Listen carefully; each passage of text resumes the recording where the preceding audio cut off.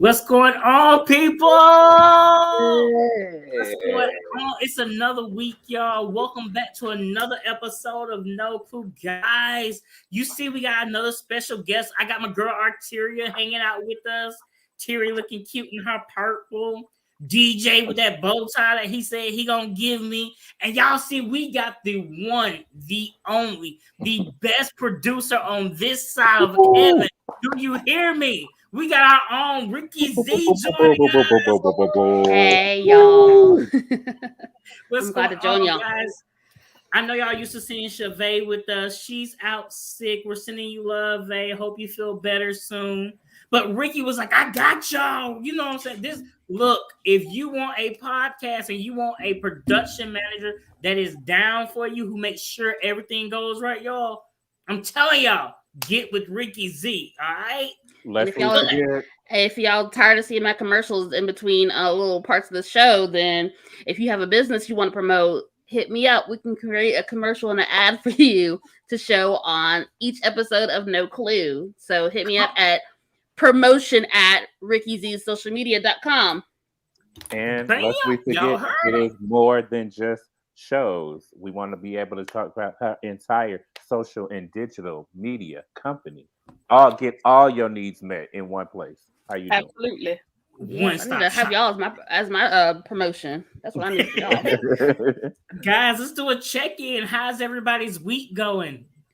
Let's go. Well, how has your week been? I guess I should say from last time I saw y'all. You know, it's a Tuesday. It's a Tuesday, and it hasn't been that bad. School hasn't been that bad, so it's been good. It's been good. No, she didn't say it hasn't been bad. It hasn't been that bad. It's rough because we're still in a pandemic. I work with pre-K kids, so like most of my kids are 4, just turned 4. Maybe got like a couple of them that turned 5 recently. So they spent like at least half their lives in a pandemic, and the way that they are socialized right now, or lack of socialization, the way that they can't handle certain disappointments, it's hard to tell if it's the pandemic or purely a generational issue. That might be a topic right there. Mm-hmm. Yup. DJ Terry, come on. How y'all week going? Listen, it's going. I'm just trying to get to Friday. It's the most Mondayest Tuesday I have experienced in a very long time. I'm just trying to get through it. Your boy's still in the PhD program, holding on strong. This new class started this week, so I got things to do on top of what's going on in my personal life. But I'm all good. It's just it's a Monday, the Mondayest Tuesday I have experienced in a very long time. Terry, how's it going? Just like DJ, it's going. Okay, that's it. It is going. That's for sure. My personal life is taking its toll, but it's going. I feel y'all. This week, so y'all know I'm relocating. I took a job out of state, Who cares? And what'd you say, Terry? Who cares? My job, who I put in hard work, sweat, and tears for, who I was the best employee they ever had. I was just the greatest of greats. Have completely turned their back on me. Hey, I miss you so much. They have completely turned their back on me, y'all. Like, it has been. Brandon, glad you is going with balance. My life, I mean, let me tell y'all though. So even in the midst of all the hell they putting me through, even though I gave a proper 24-day notice, like I gave a 3.5-week notice, they're still acting like I didn't give notice. They're still like I'm a threat. Time out. You said a 3.5 weeks. and a half week notice. Yeah. Okay. Yeah. I just want to make sure I heard the verbiage correctly.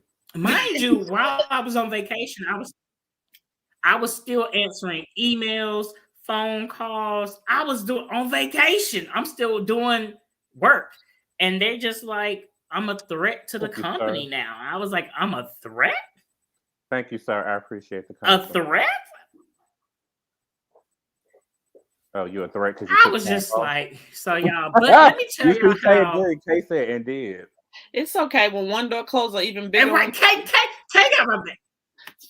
Hiya. Baby, because when I tell you, I called my new boss and told him what was going on. He was like, do you need a vacation? We can pay for you to come to St. Louis and just, get away from all that shit. I was like, brother, how you doing? Like, when I tell you, I just gave it to God, and God was like, why you stressed, bro?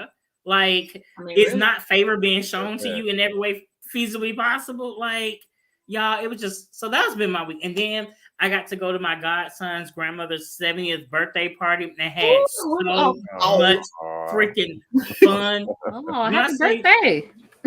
We had so much fun. First of all, Mama was dancing like she 70 is the new 30. Is what she Come said. on, 30. Hey. The way she was twerking, y'all don't understand this.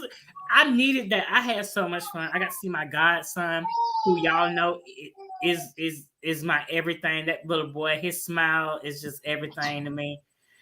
So here's what I need. I need my daily dose of Terry's nails. Terry, what's your nails giving this week? Nothing. No. Nothing. Oh no. Terry, we get up early Saturday morning and go get that pedicure that we're gonna get with the fish. I was like, DJ, that's crazy you notice my nails. I normally keep my nails done. But I know. This weekend I'm getting ready to go to Texas in a couple weeks. So I was like, let me let them relax a little bit and then I'll get them done for there. I feel you. We having fun. Okay, we traveling. We're going to Texas. New job, new state. DJ getting a PhD. Rakia finna become principal of her school. We just doing it big. I don't want that on me. Nuh-uh. No. All right, guys. Let's get into our say what for the evening. Say what? All right, people. So I'm gonna give our producer time to pull this up. Because this one we're gonna go right into it. It ain't that deep, I promise you. It's not that deep. So I want to talk about Meek Mill's album cover for his new album, Expensive Pain. So it's been a lot of comment and a lot of chatter that this album cover is disrespectful and offensive to Black women. We're gonna chime in on y'all thoughts and what y'all think. But before you say anything, I do want to bring to the record that this piece was created by a Black woman. The artist of this is a Black woman, and her name is Nina Chanel Abney. So, what do y'all think? Do y'all think it's offensive? Do you think it disrespects, demeans Black women? Like, what's your thoughts?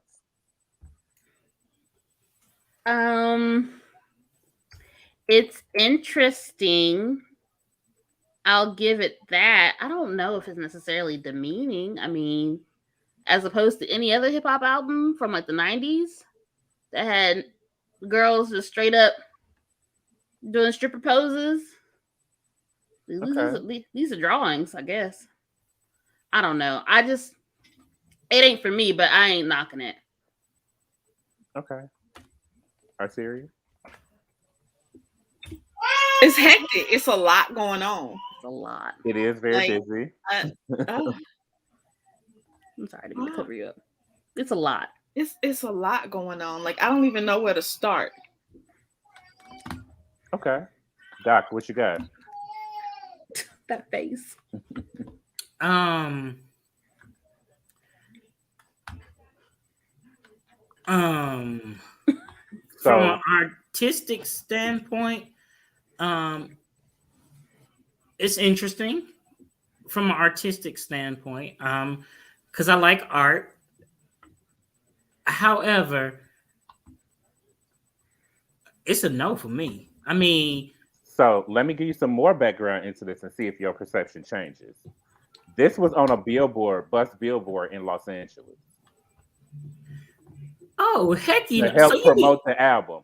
So a lot of the luxury. chatter, right? A lot of the chatter was not only coming from women saying that it demeaned and disrespected black women and held up all of these kind of traditional sexist machismo ideals of what masculinity and femininity are, but the exposure to children.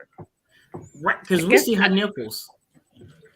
And And I see a little pink on there That's the too. little Right, pink, I was gonna. the pink spot got me. A little pink. and let's talk about that center focal point is supposed to be Meek himself. So then all of these things are centered around him as the focal point. He ain't the focal point for me. He really ain't, because the first thing I see is vagina and nipples. I mean, the lady in the top right corner, like, we know African American women to have very big derrieres. Actually, No. she's the focal point for me. 'Cause, like, I'll see that first before I saw anything He's else. lopsided though. That part too. Yeah, he like he had it. This just for me. This ain't good. So I'm gonna read one of the comments about it, and this is what it was on the bus, and they were saying that little girls saw it, and it was a group of girls that came by, and they saw it as the bus was passing.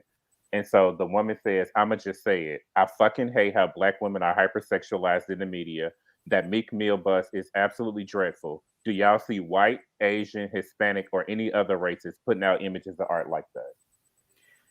It does make black women look like a sex symbol, like, for lack of better terms, whores. I mean, but it also makes you think about how do he really think of women, black women in general, Mhm. and how Agreed. can he paid for this? And then if you look at it, what really is the thing for me is the lady that's kind of like the one above the one that's bent over. Look at her face. It's almost like remnant of like African tribal markings.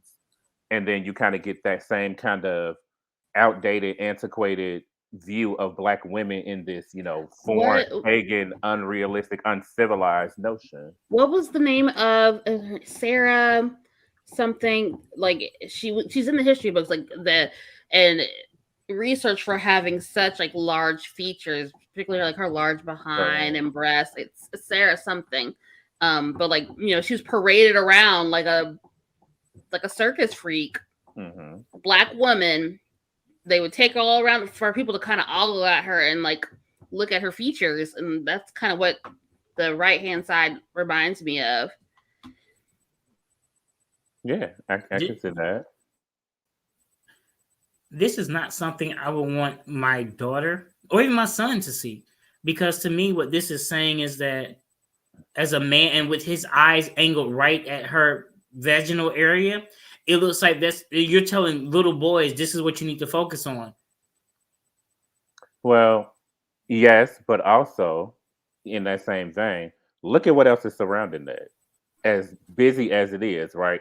It's the typical, hip hop, rap influenced things, right? Money, cars, Miami. boats, girls, pools, all of those things that, Like you it see has in like this- little black figures with their hands up. yeah, dancing around, Mhm. moving, having a good time. This just doesn't promote to me. I don't know. I wonder what the artist's like thought process for this was. Like, what was her? You said it was a black woman. Like, Yes, That's it's what a I'm black saying, like, woman, who else and that was, do this. that was my whole point in figuring out who did it, because it was just this whole uproar. And so I'm like, okay, let's see who designed this. And true enough, it is a black woman. whew. what is her motivation? Right. That's what I need. Or is her motivation strictly he paid her and so she gave him what he asked for? But at the same time, where do you have respect for yourself and your community? Because I'm sure he could have came up with something better or something to give the same imagery, but not as vulgar and degrading as what we're seeing. But I think the irony behind all of that is we spent all of this time with the Free Meek campaign and doing all those things and watching the documentary and seeing the intelligent and articulate side of him to then only be faced with this. But you know what's funny though? He's still gonna get sales off of this. Is it one mic or Uchiwali? That's what I want to know. Come on, one mic. And you know what? I think what he's trying to do. So y'all know my friend is Lil Nas X marketing department because his team is the beast. But do you think that he's saying, "Hey, this bad publicity is gonna still get me the ratings and the numbers because people are gonna listen to the album to see how it relates to this"? Do y'all think that he feels negative publicity is still gonna be good publicity? I mean, I could see that. I mean, it's definitely good publicity, even though it's negative. I mean, it's trending. It is trending everywhere. Like you cannot go to a place and not put up this image or put in his name and see this image and see comments or dialogue behind what this image is or what it represents. I would have to put a lot of faith in like whatever the music he has to justify this for me. Kelly says, honestly, his album cover doesn't bother me, truthfully speaking. I mean, I respect your opinion, sir. I can 100% agree with you. However, for me, it's art. Again, I respect the artistic views of the artist. However, it just isn't for me. Kind of like when you go to Escargot, it's not for everybody. Some people love it. Some people hate it. This is like Escargot. It's a hate for me. But Kelly, what are you getting from this album cover that it's not? What are you getting? When you look at it, what do you get? And ultimately, as we're waiting for that, that's ultimately what I'm thinking it is too. Art is subjective, right? There is no right or no wrong with art. Art is subjective. Art is supposed to make us emote. It's supposed to make us have, some type of response. And so if that is the intentionality, that absolutely has been captured. Mm-hmm. I haven't heard any new singles, so it might be the album could be a whole contradiction of this, and I don't know. So off of first glance, it ain't for me. I can tell you that much. Fingers crossed, it's the complete opposite. Right, like it's gonna talk about the dangers of all this. The problems with this, maybe that's what it'll come down to. So, only one way to find out.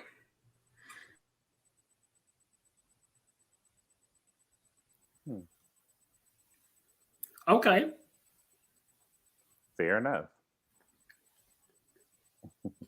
He says, I get freedom of expression depending on what they're supposed to fall under. Okay. I can see that. And I know why my brother would say that. So I know why he said what he said, and I understand his viewpoint on that. That makes sense to us. So that's all I got, y'all. I wanted to, do something a little bit lighter. It still was kind of in my lane, but a little bit lighter. Hey, man. Yeah, okay. Look at him. Hey, man. He said, I heard my Auntie Boy's voice of the week. Folks pick and choose what's offensive. Well, that's very true. That is because everything is subjective to your own interpretation. Mm-hmm. So I could come by you and say good morning, and you can find good morning offensive. My bubbly personality could be offensive to people, and they feel threatened. I don't know. I have feelings about like a statement like that. Like everyone like feels. I guess it goes back to that idea of like everyone is so easily offended. But at the same time, though, like maybe because we're understanding that everyone's experience is not the same, and because of that, you were being forced to understand that and forced to deal with the repercussions of our statements and our actions in regards to the people that we surround ourselves with. So I don't know. That's just my thought on that. No, and That's, like I said, and I look at it through the lens of what if the whole point was just to be ironic? Because we know he doesn't believe these things. We saw that. We know he's intelligent. We know he can articulate himself. We know that he understands laws and statuses and systems and how they interact. You know, we know that. What if that's the point? What if it's just the point is just to be artistically ironic? And that's what I was saying. Like, he was like, hey, let's just. Sorry, my computer cord touched my foot. I thought, I'm sorry, y'all. Oh, Holy Ghost headquarters. Maybe he was like, let's put it out there. I know it's gonna be a talking point. It's gonna rub people the wrong way. It's gonna rub some people the right way. So it's gonna put me out there. So my album drops. It's gonna make me trend. It's gonna make me the topic. So people are anxious to see my album again, like Lil Nas did. He started doing stuff that people was like, oh, he going to hell, but people, they streamed his album to the point where it became number one. You know what I'm saying? So maybe he's like, hey, let me run the same token and see if I can hit that same ball out the park and make some money off of people's anger. Because I believe he knew the same way everything Lil Nas did, they was like, the kids. I'm sure people complain about this because of the kids. No, I feel like the thing with Lil Nas X is a barb, and therefore he can troll. They're good at trolling folks, and so Lil Nas X has been trolling the internet since he came out, and that's how he's able to get the attention he gets. And it's like it's genius. So I don't know if Meek Mill's trying to troll us or not. I haven't figured that out yet. He could be trying to tap into his younger side. Maybe. It ain't gonna happen. You old. Sorry. Oh man. It's like me trying to figure out the doggone what my grandma would say. What's going on with this tweeter? Yeah, baby. No. She said you got to face the book, and I said, Grandma, it's just Facebook. And the Insta. She's called. So before Instacart came, she called Instagram Instacart, and so I was just like, lady, just stick to your phones, but. All right, DJ, we thank you for that no clue topic. So y'all, we'll be back after this commercial break with our main topic, the broken educational system. We all have been to school. We all have been through the education system. So let's just talk about the high highs and the low lows and the in-betweens. So we'll be right back after these messages.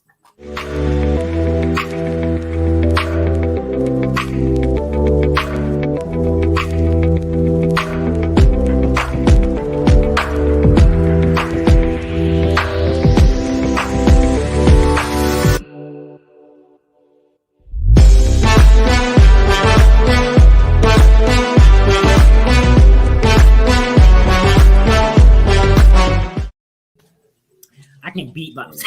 We all come at every week. We come at dance beatboxing over here and everything. Y'all, I love this team, y'all. I just want to put that out there. I'm so glad I'm doing this with you guys. You guys make this so easy. Tonight's main topic is broken educational system. We're gonna talk about our educational system that's leading the next generation. Being honest, I think I'm the oldest on this panel. I plan to retire in the next 5-6 years. Who gonna take care of me in my older age? I'm trying to win Mega Millions and Powerball. I'm trying to be retired by 40. But who's training the next generation is what I'm getting at. I was raised in a generation where my grandmother, baby, A was acceptable, B was a beating, C was don't come home, F was fly far, far away. That's how I was raised. And God forbid, let my teacher pick up. I'm gonna call your grandmother. No, call my mom. Call my dad. Call my cousin. Call my uncle, my auntie. I can call the president. Just don't call her. All right. So let's talk about where we're breaking. So I did some research, and I came up with 14 topics. But our system and processes department said I had to narrow it down to 6. I narrowed it down to 9, and he narrowed it down to 6. So we're going to get this party started. We do, just let you guys know, we did invite some educators onto the panel. Two of them stated that the district that they're in, they had to sign clauses that they said anything that the district could deem as degrading or defaming the district, they could lose their jobs. So I don't put anybody's job at risk for a podcast. So just letting you guys know, we did invite two people, unfortunately, but not unfortunately, we respect their decision. No Clue does not pay their bills. Amen. So we want them to stay gainfully employed, and they have been in the educational field for decades. So they gave me some topics to talk about that from a outsider standpoint. We can give some knowledge to. We do also have a teacher on the panel who works with the children every day, who we are grateful for. I want you to know I applaud every teacher, because what you guys do shapes our world. There will be no football players without you. There will be no singers without you. So I applaud every teacher across this great land. So kudos to you. Thank you for your service and your sacrifice, because you had to deal with children like this one. I appreciate it. I was a bad child. Oh, look, misbehavior is just another form of communication, Doc. Could you tell my teachers that? Because they told my grandmother, and she used another form of communication called a belt. You know, and that kind of deals in goes into that not gentle parenting, but conscious parenting, and understanding that.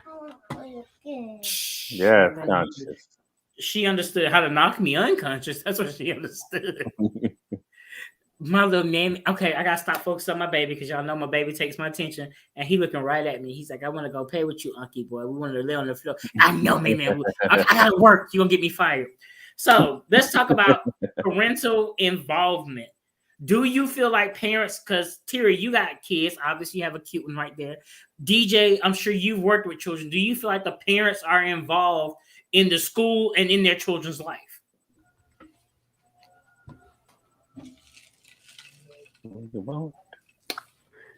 Are y'all gonna answer? I'll answer. Go ahead. Do y'all feel it? And so we're gonna dive into this even deeper. But go ahead. Go ahead. Whoever. Go ahead. I'm just gonna say, I think it depends. Like, right, if you look at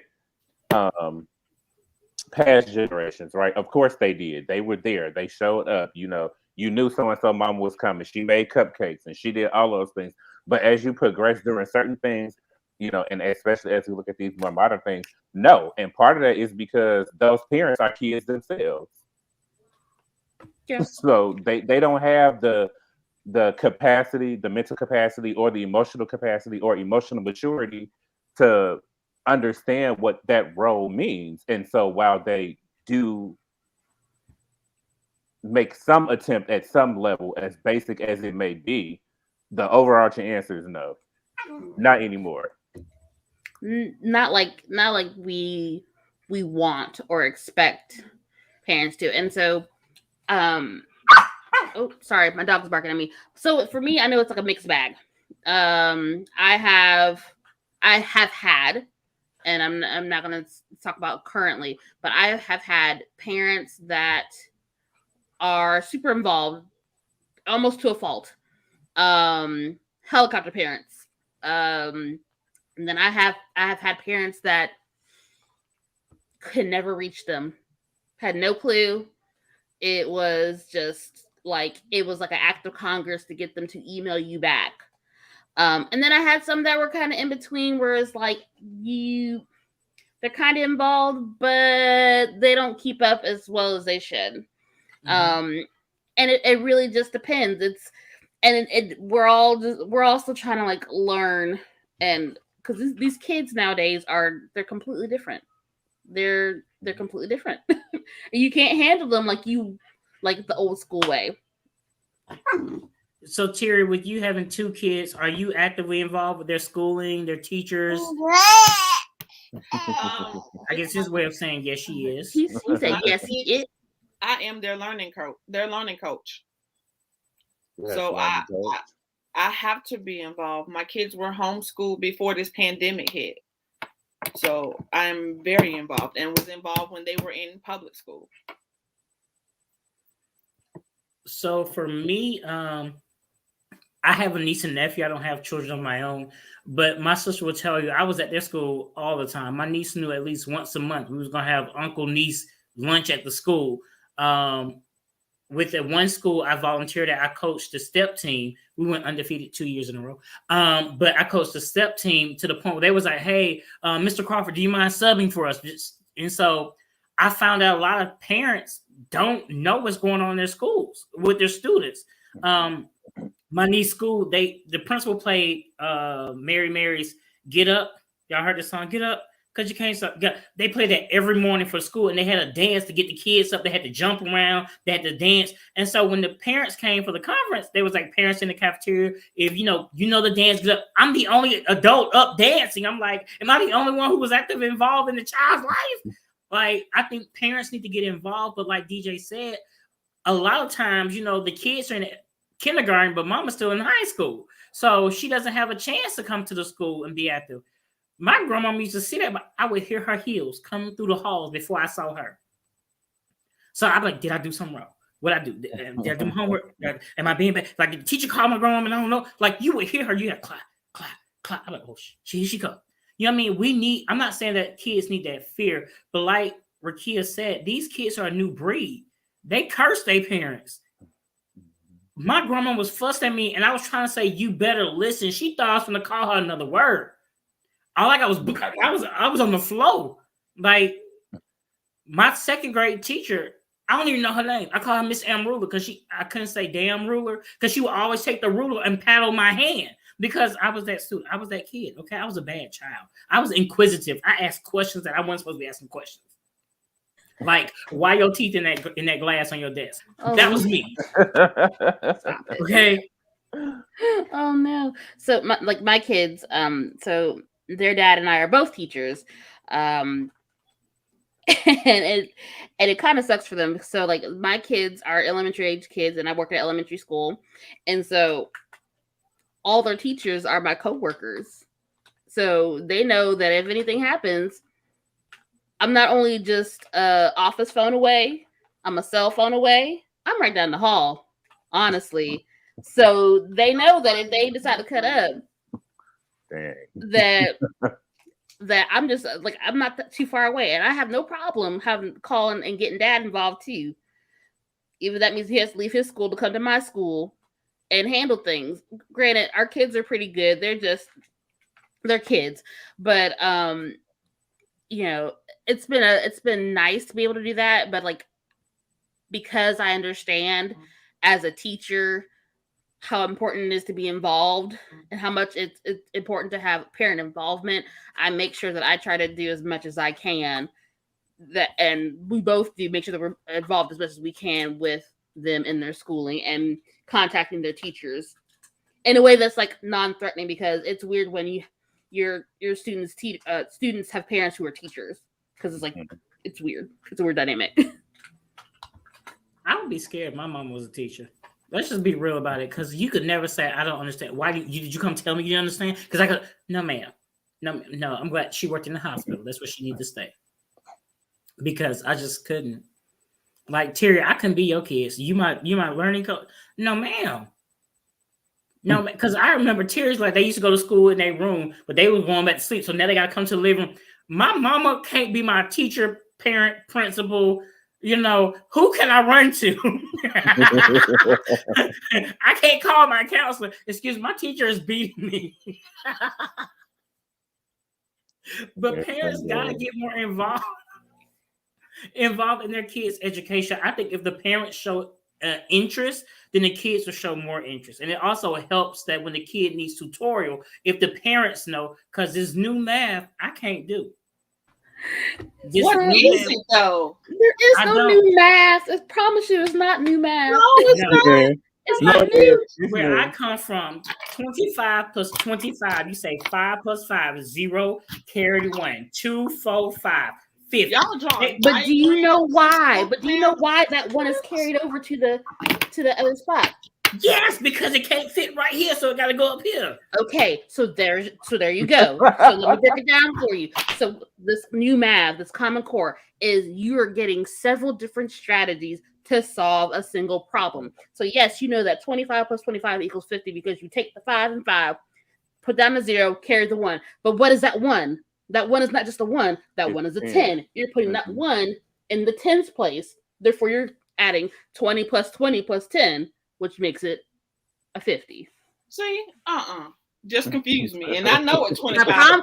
I promise you, when you look at it, but like Right. it makes it like the thing is though, like our kids, what we're learning is like the things that you probably do, the little tricks and little things you do in your head to help you solve a problem. Those are all common core. Those are all like strategies that you've learned over the years to get by. They're just putting it out in a book. They're putting it out in a textbook for your child to learn. They want them to learn to figure out all these ways. The problem is, sorry, I'm gonna go on my soapbox. The problem is with certain curriculums, they're very like strict with, okay, you're gonna learn this method and you're gonna be tested exactly on this method to solve these same type of problems. Mm-hmm. Whereas you could just say, here are the problems. You have all these strategies to use them. You get the answer right? Cool. Can you explain why you got that answer? Cool. Great. You mastered it. Let's move on to the next subject. That's the problem we have. Sorry, that's my teacher soapbox.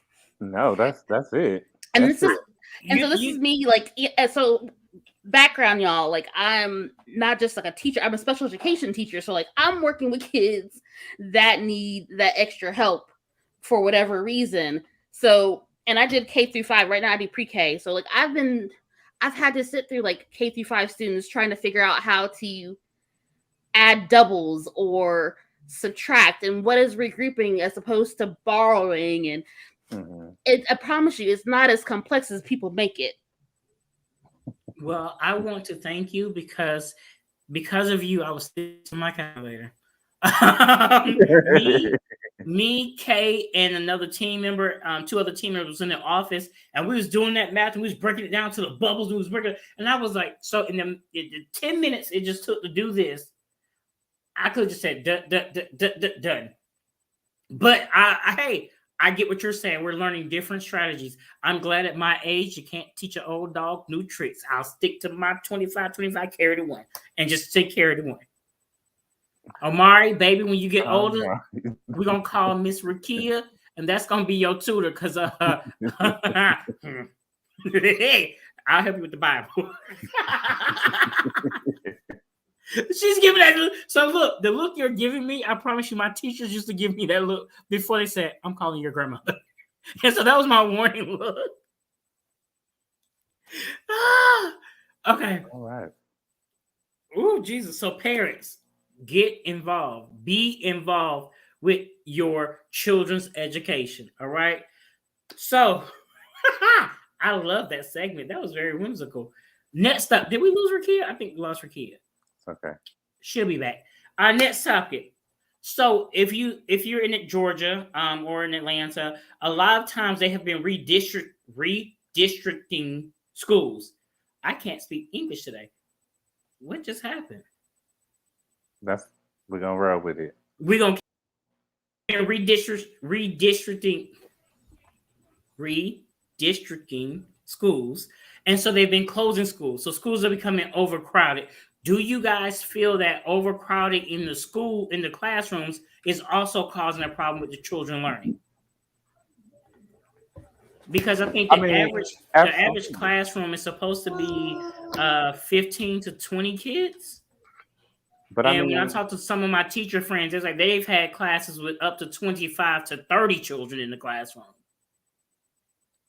And yeah, I mean, it definitely affects the learning environment of the classroom. That throws off the student-teacher ratio, which is why you can't give them as much intensive support as you should be able to in those dynamics, because they should be set for a certain amount of time. But also, and when we look at that, nobody wants to feel like they in a box.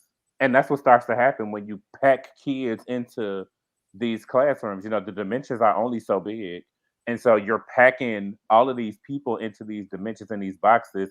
And then we wonder why people have issues, psychologically and socially going forward about personal space, because you've invaded it from the time of my very primary foundations that you showed me my personal space is invalid. And so people feel that they can intrude on that. But that's another conversation for another day. But as it relates to this, absolutely, that definitely does impact it because one person for 30 kids, that's a lot.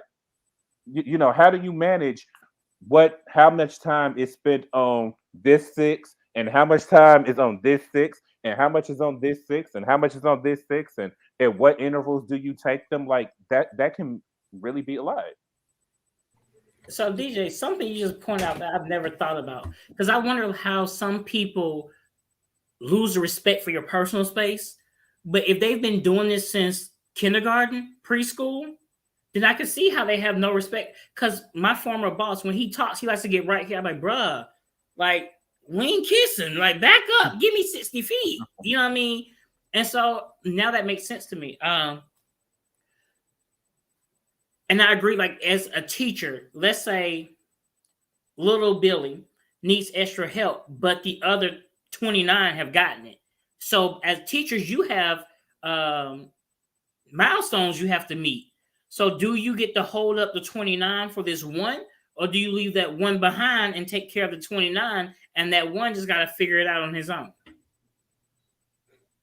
You're supposed to differentiate for those kids for that one. You're supposed to figure out a different way for that child to learn it. And that's hard when you have only one person and 30 kids, and not only just differentiate for that one. So when I say differentiate, you're teaching the same concept, but you're going at it at a different way for them, for those students to attain that knowledge. And so you're technically supposed to differentiate for all your students because they're not all at the same level. Mm-hmm. Even the ones that are high, those kids need something more enrichment.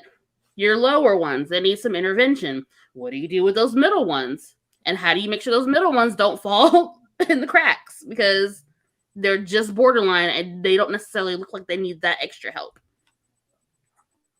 But you can't really do that when you have 9,000 kids in one classroom. And as a teacher, you still have to meet these benchmarks for testing.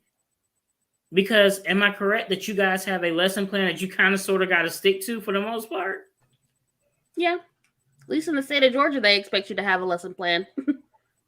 And that is, DJ, do you know about Chicago, Illinois? I said, I mean, there are lesson plans. I don't know, and don't quote me. I know that there are certain things in the curriculum that has to be met, but then too, it depends on the school. So, charter school curriculum is a little bit different than our CPS is Chicago Public Schools. So, they always throw people off and they like Child Protective Services. No, Chicago Public Schools. That curriculum is different than charter school curriculum. Parochial school curriculum is different. And then even if we have academies and enrichment learning centers, that curriculum is different because those are set by universities as opposed to Montessori school curriculum, which is totally different. So, I mean, it really just depends on what is really going on. And then you got to go between like the different states. And because I know I was on teacher TikTok and they're talking about how like in Georgia, like they expect you to have a lesson plan for the week, like print out, like your administrator is supposed to have a copy of it. Whereas in some states, they expect you just to know what you're doing. Make sure that you follow the standards. I'll come in and observe you. You don't need to have all this extra stuff. If you know what you're doing it. Real quick, DJ, what was that school you said? Pistachio school? What you say? Right. Parochial school, Catholic. It's Catholic school. Oh. It's just that's what it's called, parochial. Oh Lord, my best friend's Catholic. She's gonna curse me after this. She's like, Robert, I told you this. You should know that. Yeah, sorry. I thought he said pistachio. I was like, hey, there's a school for nuts. I need to go there. Was that the drum? That was it. Yes, that was it. But I believe another thing that I think goes hand in hand with this is when they're closing schools. I'm not sure if you guys had a rival high school. We did. And so when they close a school and they merge rival schools, that causes a problem as well. Because some people take they take their school pride to a whole new level. Like I know I do. Mm-hmm. I'm an FSU Seminole for life. Mess up my school. DJ, I felt some shade to that. And you should have. It was intentional. And as we always say, haters are gonna hate. but we're gonna continue to ball because we ballers and we're gonna ball anyway. Go Blue. But when you merge schools, that cause controversies in the schools because these kids are like, your school trash, but we can't. You know what I mean? It's like it forms issue. It causes problems because some schools, the students become gang members. Like their school is a gang. Like I ain't gonna say no schools here in Georgia, but some of them, if you go to that school, you in the gang, bruh. Like you take your school pride to a whole new level. Lord, she done popped the dog. I did no such thing. I don't know what you're talking about. No. So I think we have to start finding other ways to utilize schools that are underused. So go ahead, DJ. No, I was going to say you said underutilized, but underutilized in what capacity? I think that's the first question, right? Yeah. And that goes back to the conversation that we kind of teetered on, but decided not to move into, right, as it relates to school spending and school budgeting and tax allocations for schools, right? In what areas are you saying that is underutilized? But the other part to that is merging schools. Well, at least here in the city, I have in Chicago, I have not seen that. We got too many schools. They close, but they don't merge them. They just kind of redistrict the kids into these other. Because it's supposed to be based off of your residence and your requirements of where you are, so they just kind of redistrict them or bust them into other districts to fill the need where it's a lower enrollment level. But I mean, I've been in a situation when in the past it was a different environment where, but again, I lived in the suburbs at the time, and it was only 3 schools. So you went to this elementary school, you went to this middle school, and then everybody went to this high school. I wasn't going there. I went to high school in the city because I got tired of seeing them people. But there was an instance, though, when that happened, and it was 2 elementary schools, and then everybody had to funnel into the one school. So then it was 1, 1, 1, this kind of very rigid tiered approach to it. But it didn't necessarily cause friction between the students because it wasn't even about like, I can no longer go here or your school trash.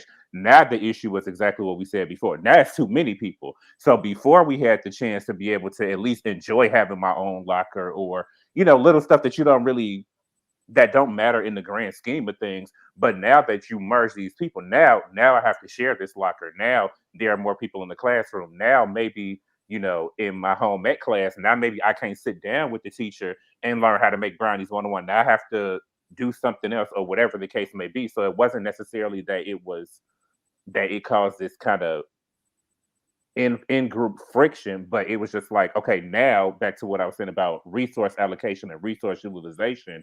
Now it's a strain on those resources because it wasn't made for the capacity of people that are now present.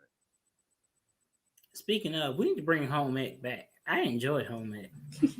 I actually took culinary arts when I was in school, but in high school we had culinary arts as a magnet. But we need to bring that back because you got kids not know how to wash clothes. But is that the school's responsibility? Right. Or is it their responsibility? I didn't learn how to wash clothes from school. I learned how to wash clothes at home. Well, then you learn how to cook because you got people who can't boil noodles. But okay, but let's have that conversation too.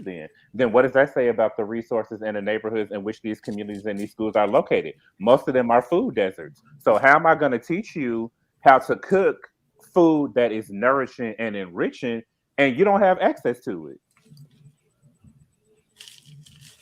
There we go.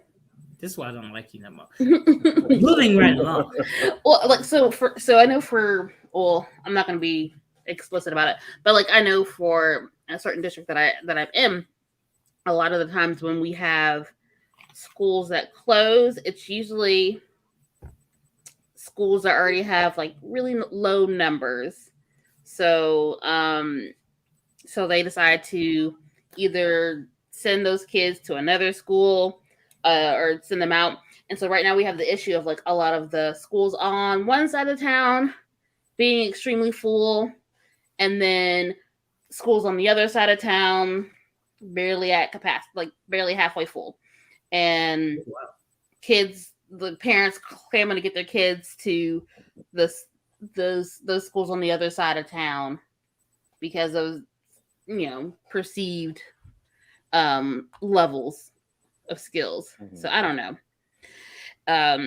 But then like we also don't necessarily like do well with repurposing or doing something with those buildings or the resources that were in those schools that are closed, so we could spread the wealth to those schools that need it.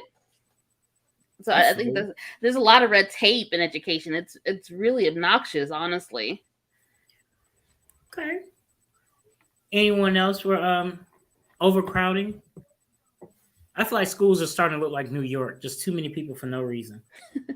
High schools are like that. Elementary schools not so much, but high schools are. Hey, My high school was very overcrowded. What school did you go to? Lovejoy.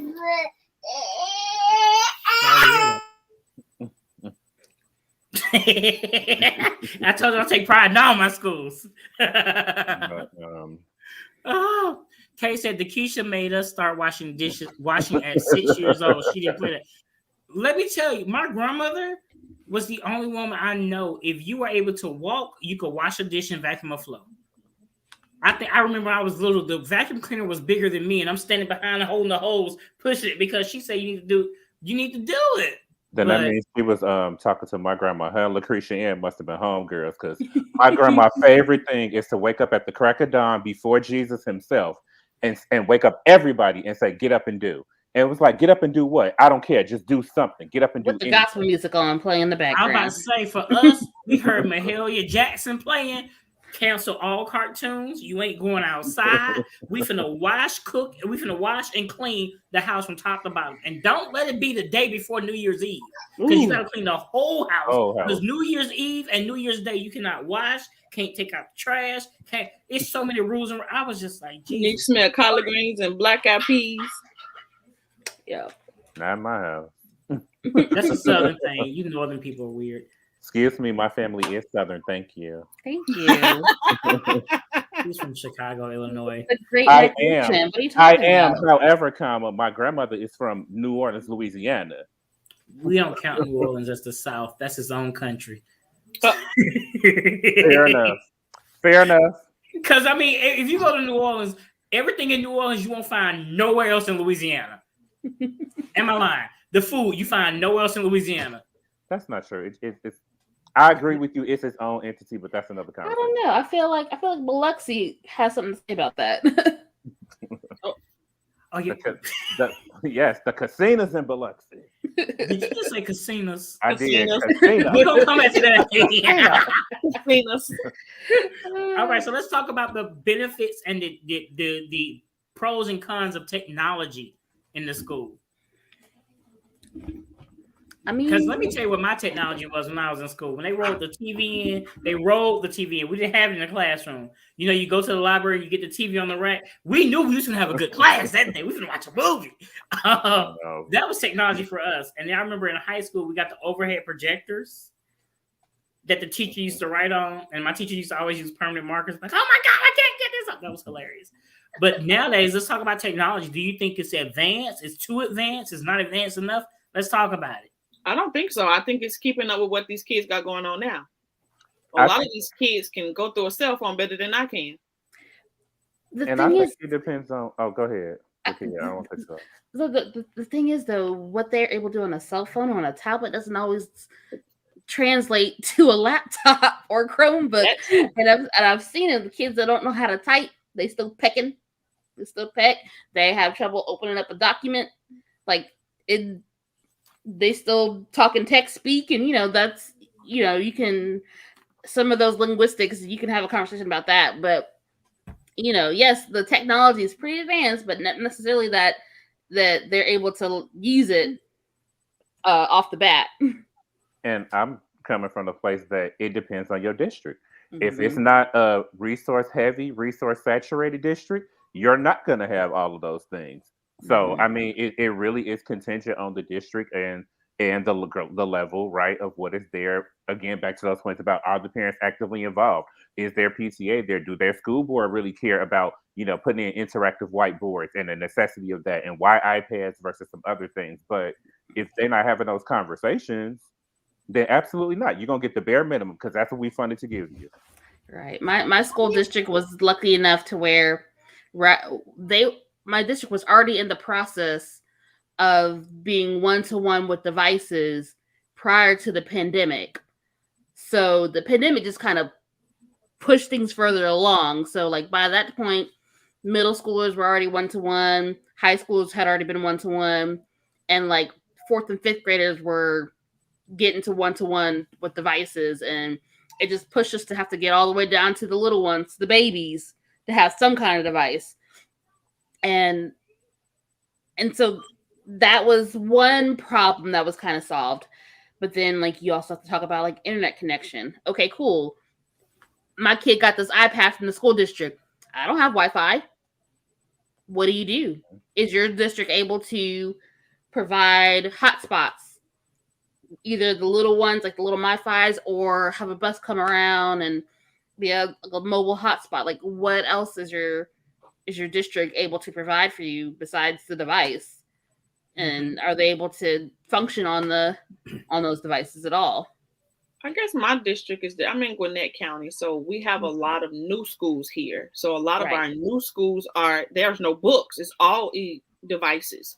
So I guess that's why I have that mindset, because even before the pandemic, they were strictly technology. They didn't have any books, and they still don't. And so they had to where, you get the mobile hotspots and things like that. Like right now, my kids are homeschooled. They were homeschooled before the pandemic hit. And their school provides their internet. So they're not even tapping into my Wi-Fi at home. Their school provided their laptops. Their school provided their printer, like the whole nine. I didn't have to do anything. But Gwinnett County is kind of like that too. So that's why I have that mindset of they're caught up. That's true. Yes, as a former Cobb County graduate, I understand that. I can see that. Sorry to hear that. Well, hook 'em horns. My high school is fairly new compared to the rest of some of the other schools in that metro area anyway. So, like, we got a high school here that was just built. It may be going on its second year. It's like a magnet school for healthcare. So the entire school looks like a hospital. So they have their classes in there. Like that's how the schools operate up here. So my nephew went to a school in Fayette County, and they were like set up. They were a medical healthcare magnet, and so they got to go to the elementary school and do blood pressure checks on the little kids, take their temperature. Nothing really serious, but that made him want to go into being a nurse. And so I applaud things like that. So we talked about some of the benefits of technology. I know, well, locally here, I'm in Clayton County. They had the buses that would go out and be hotspots for the students because they would bring breakfast and lunch because a lot of kids didn't have food. But the buses were hotspots, which I didn't figure out how did that work. But, that's neither here nor there. Water under the bridge. But what are some of the downsides to technology? Too much too soon sometimes.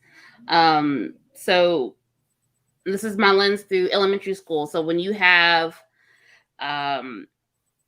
when you're in a pandemic and you're trying to push out all these devices, not only are you trying to push out all these devices, you're trying to push out all the software that your school district has bought that you're supposed to use with your students and the kids are supposed to use, and then also have to teach their parents how to access some of this information. And it's really, really hard, especially if, we got kids that are being raised by grandparents and they're not as tech savvy, and you got to walk them through it. Like there's a lot of stuff you have to do on the front end, especially during the school year, the front end, just to get people to be able to like log on and just know what they're doing. And my only upset is like when they get all this new stuff or they change it shortly afterwards. We just got used to this program and they were like, well, the school district just bought this brand new one for the same thing. And so now we have to learn all this stuff within a day or two and then eventually teach our students and then inform our parents how to do this too and walk them through it as well. And it's a lot. Like we're already make up for a lot of things and it's a lot. Okay. Some other downsides to technology. Too fast, too much, too soon. What's else? What else? Not what's up. Dependability. Say it again, D. dependability, and it handicaps people, right? Just like I even think about me, like if my phone was to crack and it went out, I only know 3 phone numbers. 3. You know more than I know. Well, 4, and 911 being the fourth one. Well, I know No one. lie, no lie, and like just thinking about all of the things that I really am dependent on, even in my phone, like all of the things that I do, all of the memories that like everything is in all of these technological devices, or even even down to the point of like when we talked about this on a couple of other shows, that it's so awkward to even have wholesome interest and conversation or engagement with people because we so dependent on technological devices. And so you start this pattern of dependability very early. And because of the way that things are going, it is out of necessity. We understand that. But you again, you handicap our kids at a very early age to kind of recreate or reinvent that same kind of pattern of behavior. And then that's the first thing everybody say, like, put down that phone. Why you always on the phone? Or like my sister has kids and my nephews, that's song that you had your screen time for the day. You had your screen time for the day, but you started them in this pattern early. But you've had your screen time for the day, but mom, you still on your phone? Yeah. Mom, you still That's where the doing it? whole "do as I say, not as I do" come in. You got to model for these kids what you want. You got to model for them. I agree with you guys, but here's the lens I looked at it through. So if I have access to technology, I have access to the Google. And so when it comes to quizzes and tests, I can Google my answers. Because I'm not going to say any names. I only got one nephew. My nephew told me for his final, he says, I put my phone between my legs and I was just looking down like I was studying. I was Googling every answer and passed the test. That's a problem because are these kids really learning? Or are they Googling the answers? Or when it comes to papers. So I was an adjunct professor for a while. And the papers I got sent in to me, we had a program we use. You run the paper through the program. Turn it in.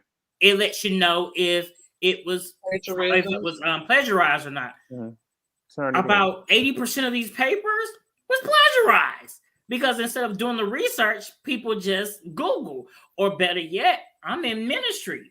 We had a round of ministers give their introductory sermons, and I went to a certain website and I was reading their sermon word for word. No. And people was wow. No. And so my thing is, like, for me, technology takes away. Like, I don't know if y'all remember, y'all may be too young. We had to research Encyclopedia Britannica.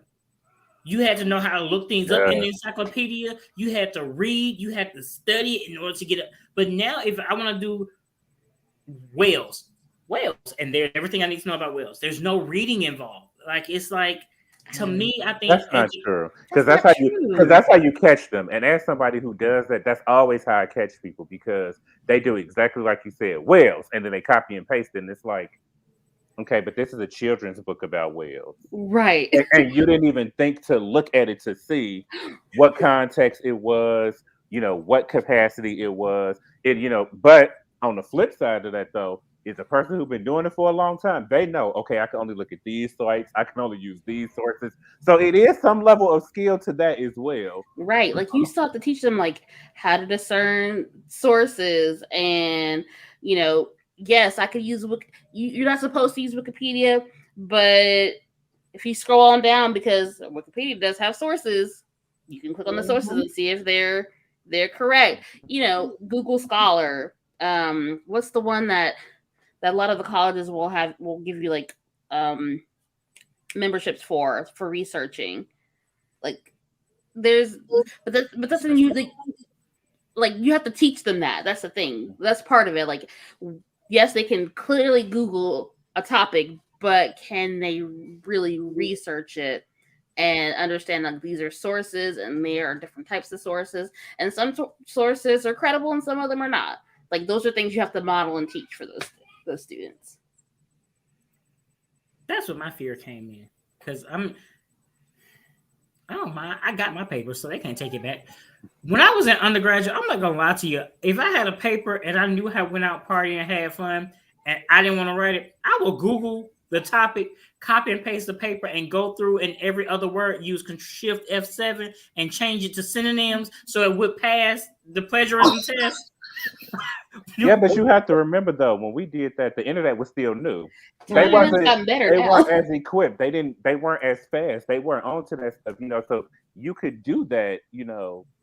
And it could be fine. Turnitin's upgraded since then. Turn it in, and I'm telling you, in my doctoral journey, turning in is no joke. And I know I wrote that paper, and it was like, yeah, this is about 45% similar. Right. And it does tell you that. It doesn't say that you did it. It kind of gives you these color coding combinations based off of words and syntax. This is however much similar to this source here that you probably pulled it from. And it will tell you verbatim, you took this from Google. You took this from this Wikipedia page. Well, thank God I graduated. Oh. Okay. Ooh. Okay, he did say he was the oldest one on the panel, so. You know what, Kayline, Kiera Edwards, I will let you have that one. Now, she's not wanted. If she is, I'm turning her butt in. How about them apples? I can't turn my daughter in. I love her dearly. All right, so let's talk about teacher education innovations. Classroom. Innovation in the classroom. Yes, Kate, the government name, the whole government name. So, what are some innovations that we need in the classroom that we currently don't have? Anti-racist teaching. We need be able to differentiate. We need more explicit teaching for our little ones when it comes to reading. And the thing is that there are so many philosophies and curriculums and programs, and with education, it's a pendulum. We're all this way. We're all whole word learning. Nope, we're all phonics learning for a little bit. There's so much, and it's really hard to keep up. The problem is that, at least for me, is whether or not they give us time to really learn these new skills to teach our kids. Are you just throwing us in a professional development for like 8 hours in one day, and then you expect us to implement all that we just learned in the next week? How am I supposed to really implement any type of new curriculum, study, program with fidelity? And that's the word, fidelity, and it have actual results. That's the big word. Doing anything with fidelity in education. So that was something I was concerned about, because I know a lot of my teacher friends, they tell me that, you guys have professional development, and I'm thinking this professional development is a course, not a day.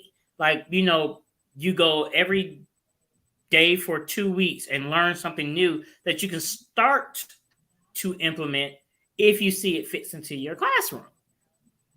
But I come to find out, no, that's not how this works. It's like, hey, here's a PowerPoint presentation. Now go do it. And it's just like, the freak. Like, I don't fully understand it.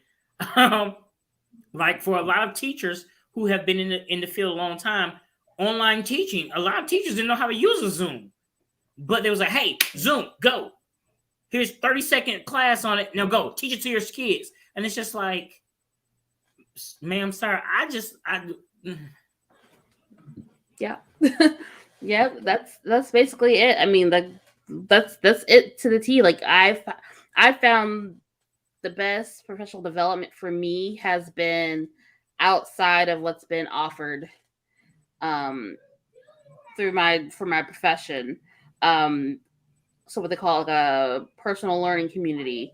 I find my PLC, my personal learning community, through other teachers throughout the country, throughout the world, whether it's talking to them on social media, a lot of social media stuff, groups on Facebook, how you can use these programs and different little tricks and tips that you can help your students, or on Twitter. I follow a lot of teachers on Twitter and talking about a lot of philosophy and theory about education and what do some of these things mean for our students.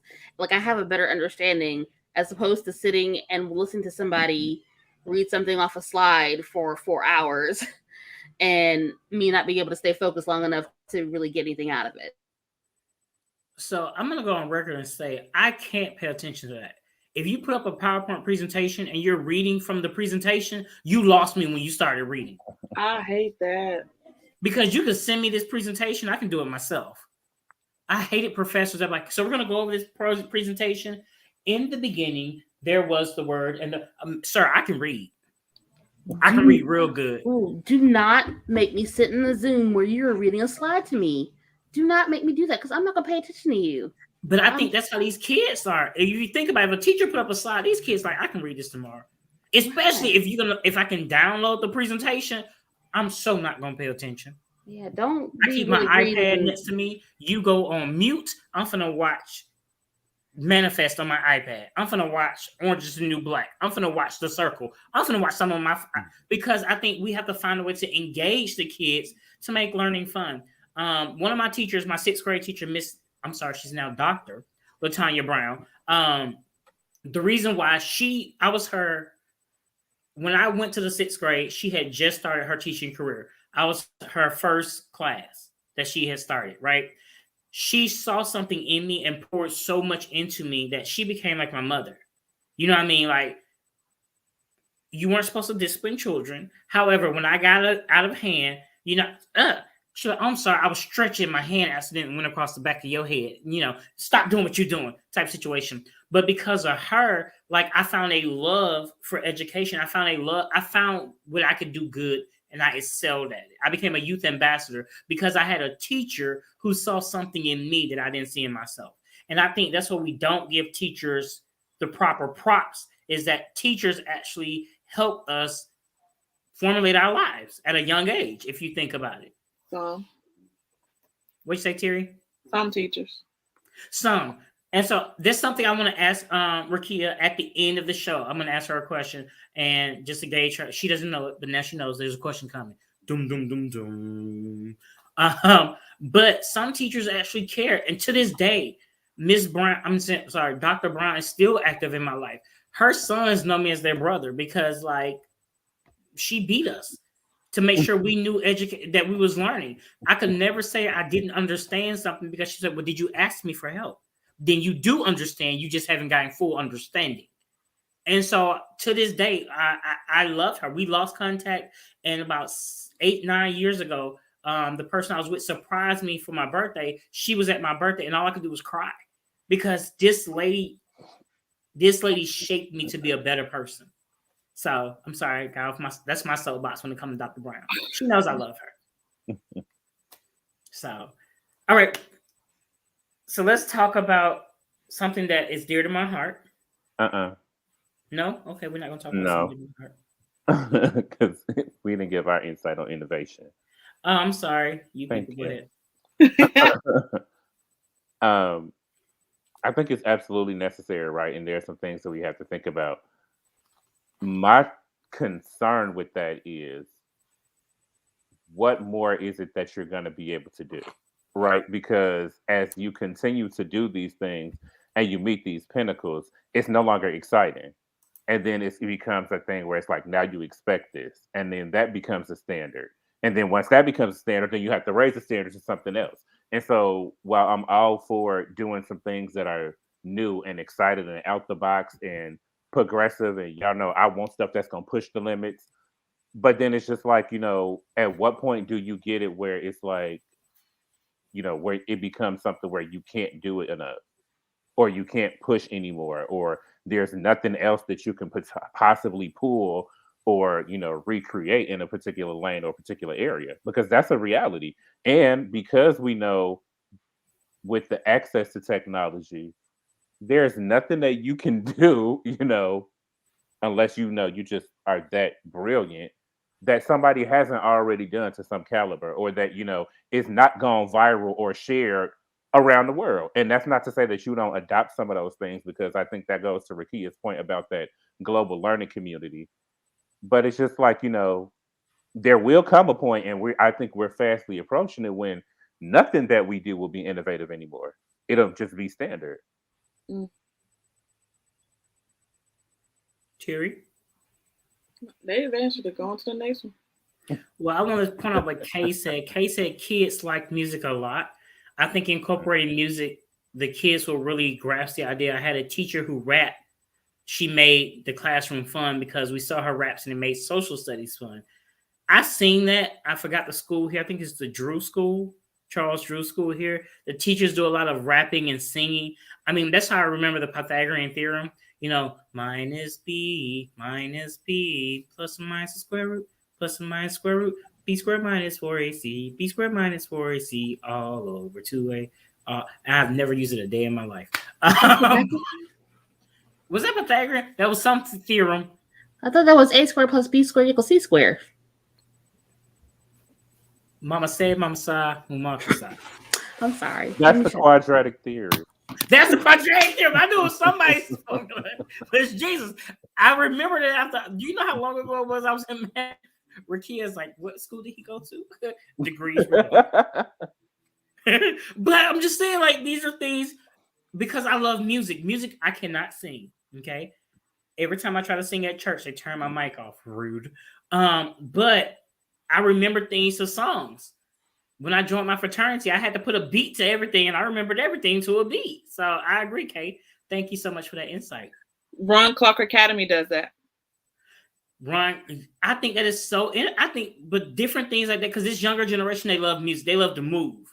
And I think if you give them something they can move to, we might retain them. But I mean, and that's also why, especially here in the city, we see more performing arts academies coming along too, because you have to learn to tailor those things, and they call it a performance artist curriculum. So they still have to have those educational attainments in your mathematics, sciences, English, all of those things. But it's also those performance pieces, and they do utilize those performance pieces and those performance majors to bring home the educational components, because they're like, this is what you love, so you're going to take interest in this.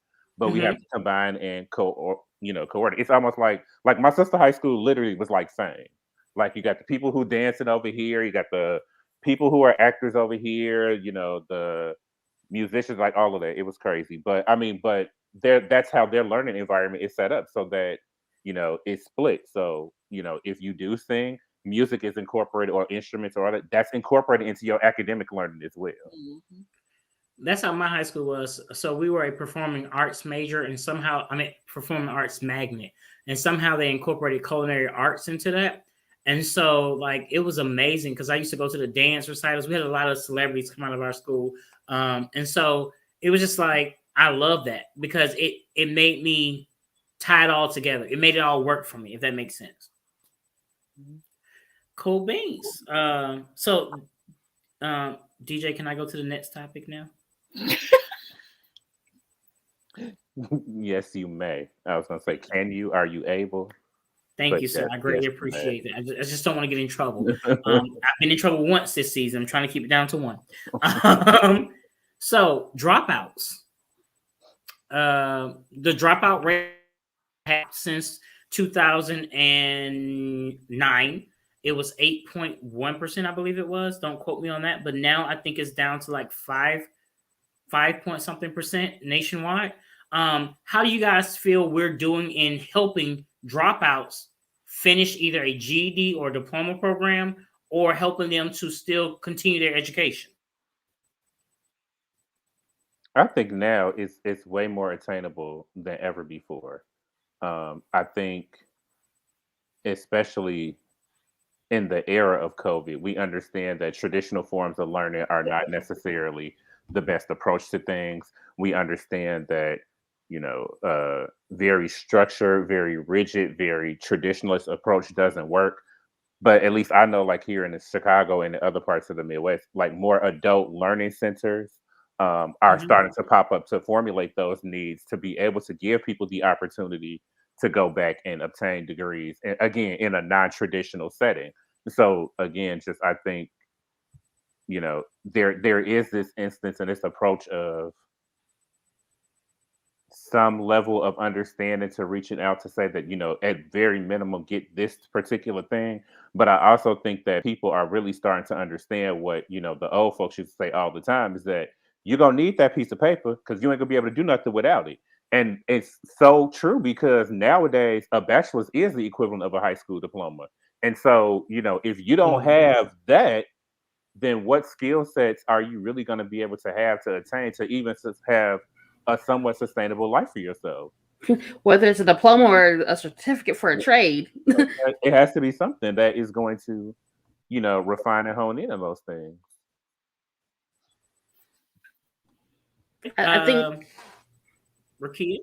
Oh, sorry. I'm thinking like how we're kind of at that point where we've spent probably the last however many years, decades, honestly, pushing college education on our students, and then we're starting to see the backlash on that because there's so many that are getting a college education, particularly a certain demographic of people that are dominating the higher education field. Mm-hmm. And now there's this push for more trades, and it's all still learning, but understanding that that learning is different for everyone. And I don't know. I'm trying to remember where my point was with this. It reminds me of like the the current state that we're in right now, where like there's with all these kids going to college and whether or not these degrees are worth anything, and now you have to have a college degree and like 10 years experience before you can actually get a job, and like how am I supposed to get the experience without the degree and for the job that you won't give me experience for? And then I gotta have like an unpaid internship, and like it sometimes from on this end it doesn't look like it's worth it, to be honest with you sometimes. Okay. I hear you. Terry? Says the guy with 2 master's degrees and working on a PhD. I hear you. I was gonna go back for my PhD, but nobody wants to write all my papers for me, so. Somebody might if you pay the cash for it, but right. I'm not encouraging that. I'm not encouraging that. Whoa. So while you playing, I asked somebody and she was like, "Oh, I'll do it. Do you want an A, B? What level do you want to graduate?" And I was like, "Sweetie, I just want to graduate. Like, I don't have to be summa cum laude, magna cum laude. I don't have to be cum laude. I just want to graduate." Okay, hear me clearly. And she was like, "Oh, I'll do it for $27,000. Excuse me, what? For what? $27? Bet. $2,700? Bet. You said 27,000 on top of the 80,000 for the degree? Those are not like 1, 2, and 3 page papers. Those are double-digit papers. So yeah, no. That's time and research. They are, and the research part of it fucking sucks. But they are. DJ, that came from the bottom of your heart. Look, you trying to get somebody to write your dissertation for you? Hello. I meant that thing, and I got to do that this week. I got to get ready to turn in this synthesis paper and do the thing. So I felt that in my spirit when you said that. All right. Before we wrap up our last topic, and guys, I don't like talking finances. However, it is my personal opinion: teachers are not paid enough.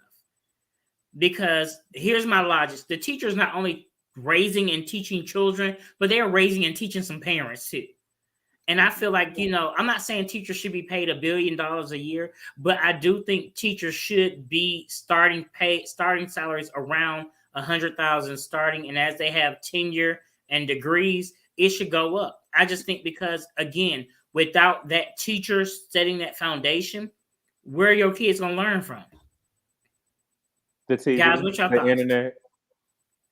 Do you really? No, I really. But no, I'm not saying that to be facetious at all. I'm saying that to say, to your point, that unfortunately, those are the items that are raising our children. Those are the items that are influencing the children and the decisions that they make and the outcomes that they do.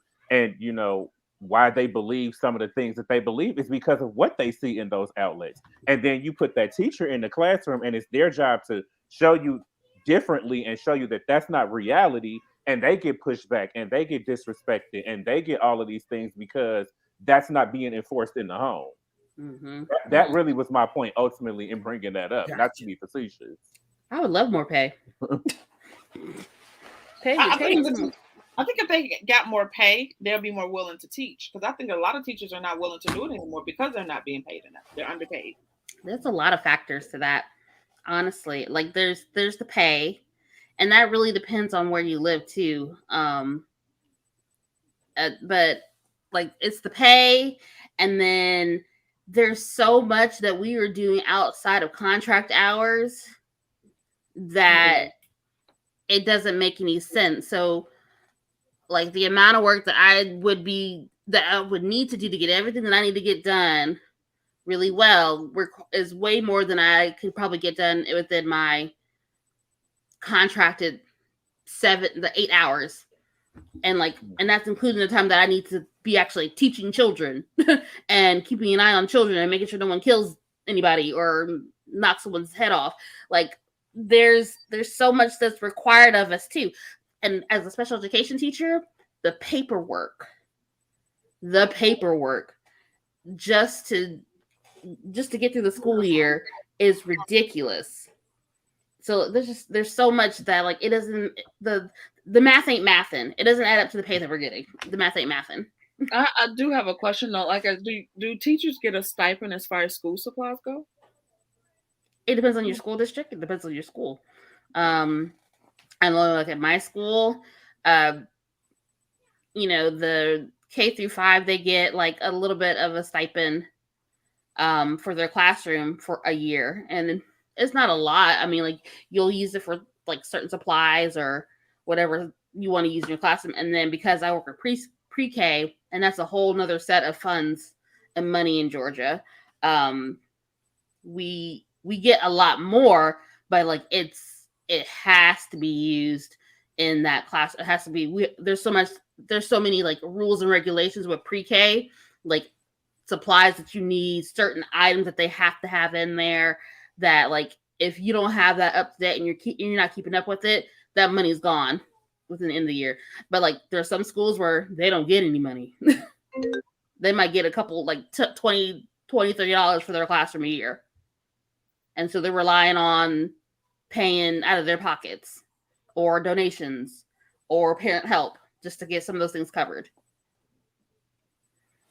And so like when folks get mad about school supplies, okay, cool, I know you don't want to have to pay for these school supplies, but like so-and-so might not get any school supplies because there's not enough, or I got to pay for this out of pocket just to make sure that this experience for your child, this learning time, this experience for your child is beneficial and they get something out of this. I know I was one of those parents. I was like, well, I got to send 5,000 pencils, 1,200 notebooks, 50 glue guns, a stapler, 500 boxes of tissue. What? And I get it now, but back then I was like. And they go through it. The kids go through them tissues. They eat the pencils. They eat the glue. I mean, they don't literally eat it. I mean, there might be one or two that do actually eat it, but like the way they go through pencils and crayons and markers and tissues, hand sanitizer, Clorox wipes to wipe down them, especially these past couple of years. You look, I had parents last year. As soon as we said we needed some more Clorox wipes, and last year it was hard to find some Clorox wipes and Lysol spray, we were thankful because that was one way for us to make sure that her child was still healthy and safe. Mm-hmm. And we use that. We use those things. It's not just being hoarded in the classroom. We use those supplies. Got you. I get it now. So what we're saying is, Secretary of Education, we need to give all teachers across the country a raise. They need to be paid minimum $100,000. Make it happen. Look, I would love. I mean, I'm paying those taxes too as a teacher. That's true. Y'all taking money out of my check too. So okay. So we're going to wrap this up, guys. We thank you for coming to another show, but we're going to give some quick final thoughts to close it out. As we give our final thoughts, Rakia, my question for you is this. Why are you a teacher? Ooh. Okay, so backstory. I was a band geek back in middle school and high school. And when I graduated from high school, I went to school to go into music education. Loved music, wanted to share the joy of music and teach others music. And after I graduated, I didn't teach. I graduated in the fall. instead of the spring. And I still loved elementary school. I just wasn't sure if I wanted to teach music. But then, by luck of the draw, I got into special education. And it's been eye-opening for me, learning how all kids learn differently, learning how their brain works, how learning child development has been a bit of a passion of mine, and it's been a wonderful experience and journey. So my why is just like I love teaching and sharing knowledge with others. So that's my why, whether it was music, whether it's your ABCs, 1, 2, 3s, how to write a paper, things like that. I like sharing that knowledge. Okay. I always ask teachers why, because we know the pay isn't good, the benefits aren't the best. So it's just like, why do you stay in the field that you're so underappreciated? Final thoughts, Terry, DJ, any.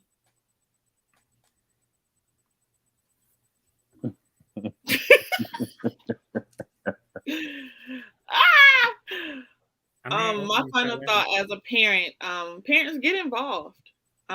You'd be surprised how much these kids honestly yearn for your attention and want your help. So get involved. DJ?